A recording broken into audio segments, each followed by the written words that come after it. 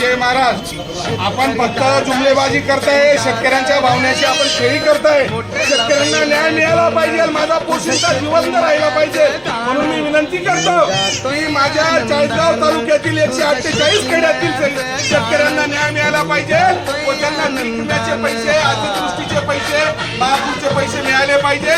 मी असं रयत सेना, त्रिदल सेना, जय जवान ग्रुप, आजी माझी सैनिक संघटना चाळीसगाव यांच्या वतीने त्रिवार वंदन करतो की शासन प्रशासनाने थोडा टाइम काढून या शेतकऱ्यांचा विचार केला पाहिजे.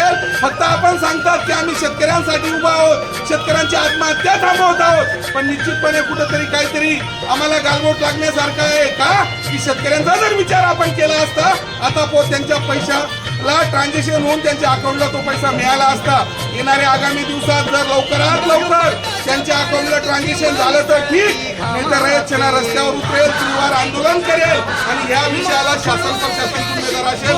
जय हिंद, जय महाराष्ट्र, जय जवान, जय किसान.